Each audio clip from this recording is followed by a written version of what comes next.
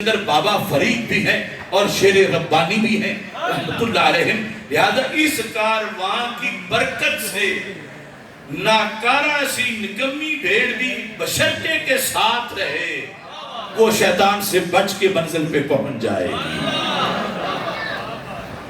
پہلی بھیڑ جو شیطان کی ہتھے چڑھتی ہے اس کا نام لیا ہمارے آقا علیہ السلام نے الشاذہ. شاذہ شاذہ کون سی بھیڑ ہوتی ہے؟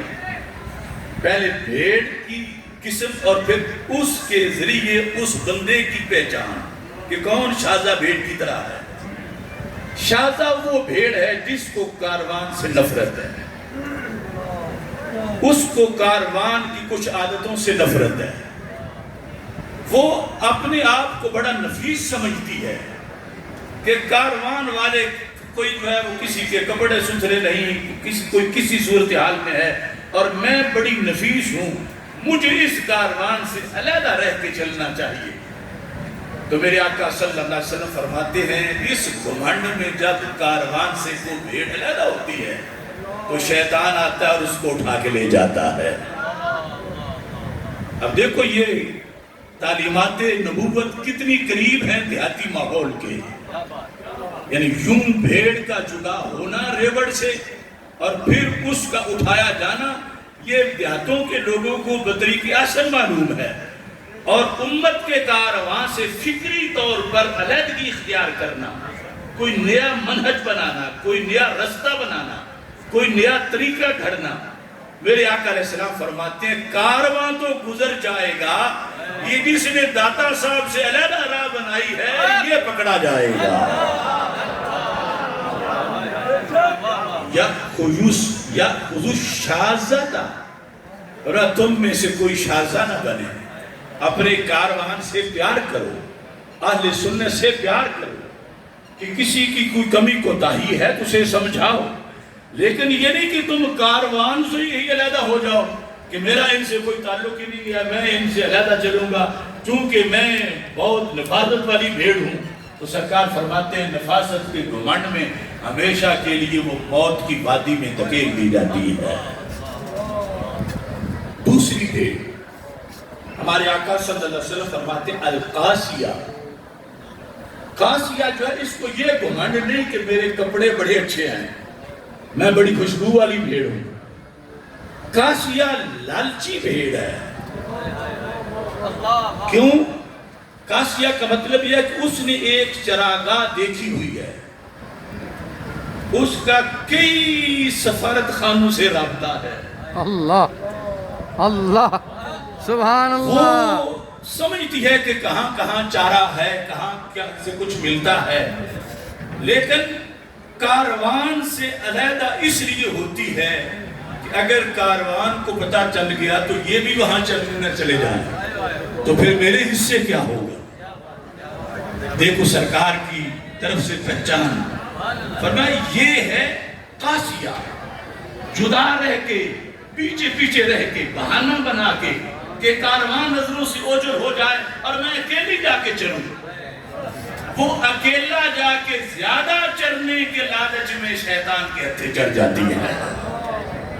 کاروان کا تو ایک روب ہے, کاروان کا ایک دبدبہ ہے, کاروان کی شان و شوکت ہے, کاروان میں اللہ کے بڑے ولی ہیں, تو اس میں رہنے والی تو چلی جاتی ہیں.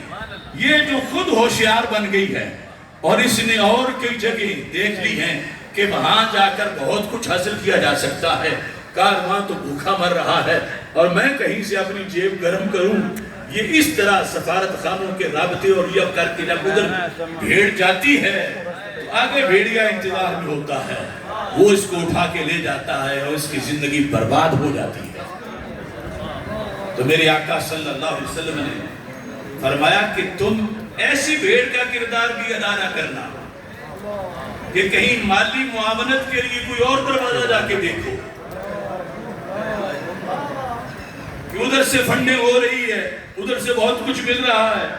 یہ سنیوں کے پاس تو نہ نماز کے بعد آئس کریم کھلائی جاتی ہے اور نہ سموسے ملتے ہیں, اور وہاں تو سب کچھ مل رہا ہے.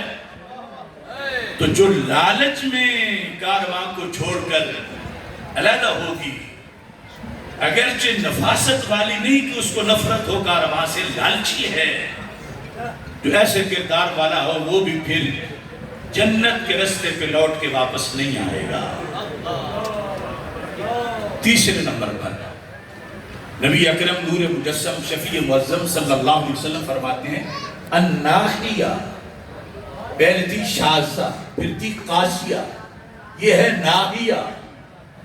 ناحیہ نہ تو یہ زیادہ اوور کلیور ہے، نہ زیادہ یہ جو ہے وہ اس میں جو ہے وہ روابط ہے کہیں، اس کو کاروان سے نفرت بھی نہیں، یہ لالچی بھی نہیں، لیکن اس کا مرض صرف سستی ہے، صرف غفلت ہے، اپنی دکان پہ ہے، اپنے ڈیرے پہ ہے، اسے پتہ ہی نہیں کہ میرا کاروان کہاں جا رہا ہے اور کاروان پہ کتنا مشکل وقت آیا اور کاروان کدھر رخ کیے ہوئے ہے۔ یہ سستی کی ماری ہوئی بھیڑ ہے، سستی کی بنیاد پر یہ کاروان سے جدا رہتی ہے، اس کا اور کوئی روگ نہیں، اس کا روگ سستی ہے۔